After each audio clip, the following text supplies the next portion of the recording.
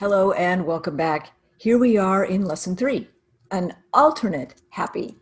And in this lesson, we're going to talk about actually the ability to be happy again. And it probably looks very different than what we used to be like with being a couple, having our husband around, and moving on to a new happiness. You need to go ahead and give yourself permission to do so and have a new path, and that it's okay to be extremely happy. And it'll probably be a little bit different than what you expect. You can actually surprise yourself with happy moments by changing the atmosphere, as you recall, doing some different daily habits, actually moving the furniture if you haven't already moved out of the place that you and your husband lived, perhaps having a different job or taking on different hobbies. Now, with me, 2 years after Rick died, I decided that I did want to date again, that I did want to find a wonderful person to spend the rest of my life with. And it was amazing to me that dating actually felt wrong. I felt guilty. It's as if I shouldn't be doing it. I felt I was cheating almost. And it had been 2 years since Rick had died. And one of the things that a counselor had suggested I do was to write a letter to Rick asking for forgiveness and that he give me my blessing.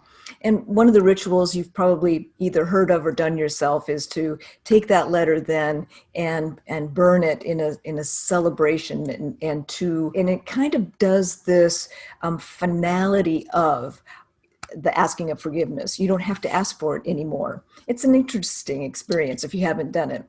So if that would be supportive of you, I do suggest it. It really helped for me. The other thing that I found is as I was doing some of the dating, and I think I explained that for me, a date was just meeting somebody for a very quick coffee, some place where we only planned to be there for a very short period of time because we knew pretty quickly whether or not we wanted to see each other again or not, whether that was both sides or one or the other. And so when I say dating, that's what I mean. And I found that once I was dating someone, and then when I liked someone and started going out with them more often, that it was somewhat dangerous to be dating someone who was very similar to my husband. And maybe dangerous isn't quite the right word, but it is being attracted to the same kind of guy, that same history or the way of being or how they interact. And the reason is that depending on how long you were married, but even so, as you're a couple, something happens. I think you might call it as a dance. It's what he might bring up as a subject, you might react in a certain way, and then he reacts in a certain way. And whether it's politics or religion or how you do the shopping or what's going on in the house or how you take care of the kids or, pick any topic, there's usually like a certain kind of dance that's familiar and you kind of know it's going to go this way.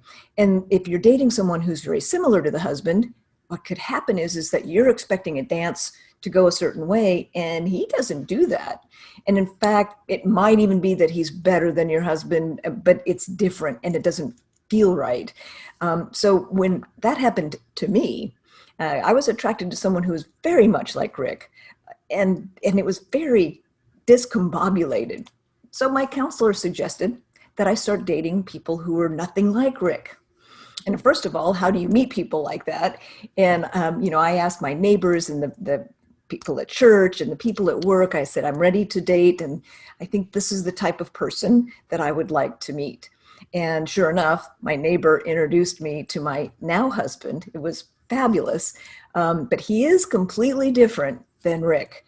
And that really works out well because we now have our own unique relationship. And I think that if you haven't done it already, and if you're wanting to date, you do have to commit to yourself that you're going to go out every so often. If you're not being able to get out on a consistent basis, commit to yourself. You'll go out twice a week or once a week, whatever's good for you. And if you don't do it, but by Friday, that you need to make sure yourself go out and do it. It will make a difference for yourself to push those boundaries. Meet new people. The different ways, the alternative ways of being happy could be how you spend time with your loved ones. It's different now that the husband is gone.